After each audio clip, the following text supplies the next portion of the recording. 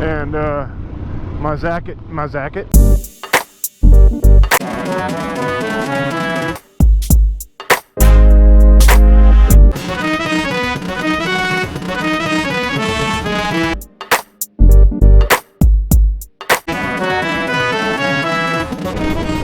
Alright, I got a bad spindle on my riding lawnmower, so we'll sweep in here and see if we can't order one or pick one up. So spindle assembly acquired. New one, old one. Can you spot the issues? Okay, so that's got to go in. I still got to get a bolt from outside. It's making a whole lot of noise yesterday when I was mowing. I'm like, what could that sound possibly be? Well, I go to touch it to see, because this is the apologize. This jubby do is rattling. I'm like, is it just that? That's not all the noise, and why is that so? Well, we're not gonna take it, but as soon as I touch it, this part's metal, or as soon as I touch this, it's just hotter than Dickens. I'm like, well, there's something wrong. So I shut the blades off, brought it back to the house, took the deck off. These two spin freely. It's 3-blade deck. That one's not spinning at all, or under severe stress, right? So yeah, I'm gonna go ahead and flip the deck back over. I'm gonna take off that hose thing. I'm gonna clean the deck off. Then I'm gonna throw the spindle assembly in there and put the new blades on that I got for it as well, because the blades were, well, you tell me. Were the blades shot? What do you think? Were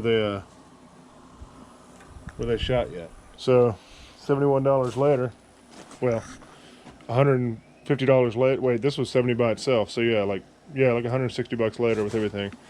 But all right, let's do that. The wife works weekends, so I put all the tools away because I thought today was Saturday because she worked yesterday, but I forgot she picked up a day, so she was Thursday. Today's Friday, so I was able to pick up the spindle assembly. So I love doing stuff twice. And speaking of do a thing twice, I already had the deck off because I had to replace one of the rear tires. So I had literally just put the deck on and started mowing, and I was like, this is really getting really loud. It was loud when I started, and I was like, oh, it's louder. It seems louder than I remember. Let me go ahead and get my ear protection. And because I hadn't mowed since last season, right? And so yeah, now it's like mowing, it's getting louder and louder. I'm like, okay, there's something wrong with this situation. But yeah, I'm just gonna try to get a little bit of this type of crap off.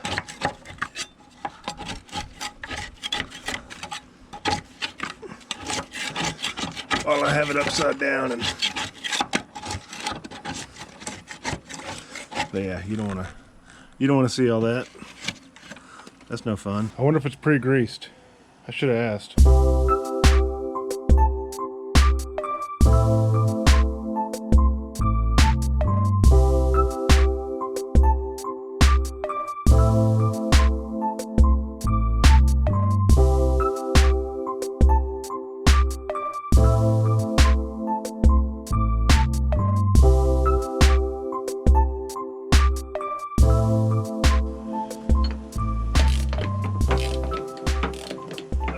Tight. Sweet.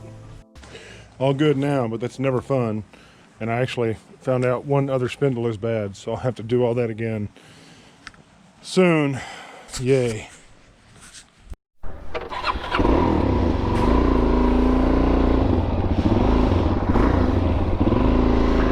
Oh, what adventures I've had. Right when I got to the end of my block, leaving the house, I come up on my brother-in-law, who's a douchebag, and is driving his like 1996 like refurbished Ford F-250 diesel that he thinks he's such a badass in. And when I went to pass him, he wanted to race. I'm not supposed to go past half throttle, but I had to dust his ass real quick.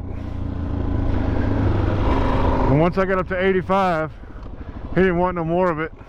Of course, he probably thought I had more to go.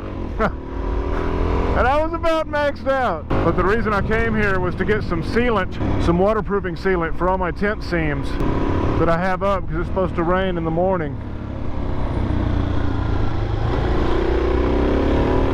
And I want to get it sealed up before it does. But I didn't realize the cans were so damn big. So I have 2 of them stuffed into my tucked in shirt. Sorry, I have 2 of them stuffed into my tucked in shirt. And my jacket zipped up over them. And I got a loaf of bread and my Camelback, or a loaf of hamburger, hot dog buns rather. So I can have some hot dogs or andouille over the fire after I seal that stuff. I may or may not spend the night out there tonight. I have everything set up because we camped out last week.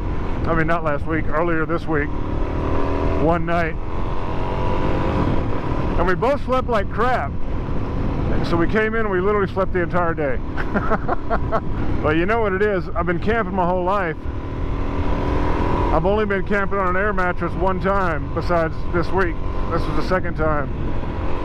And as much as I can't sleep on the ground anymore because it destroys my back, that's how I've camped my whole life.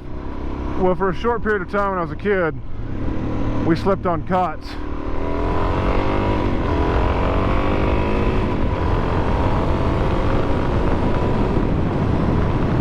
By the time I was in middle school,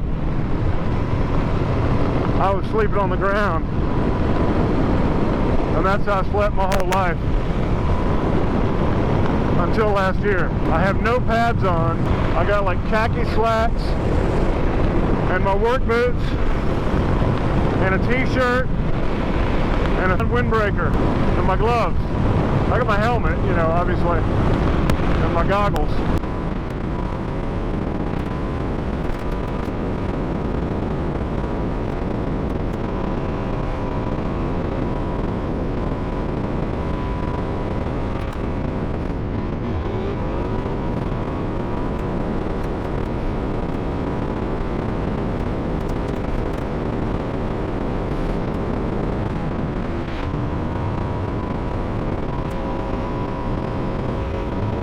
I have no idea if I should spray this on the inside or the outside.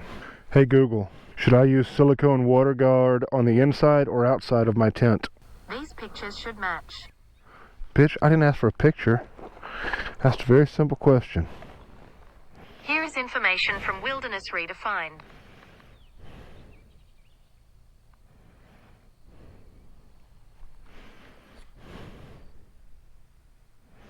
To the outside of tent wall. So that's repellent. This isn't repellent.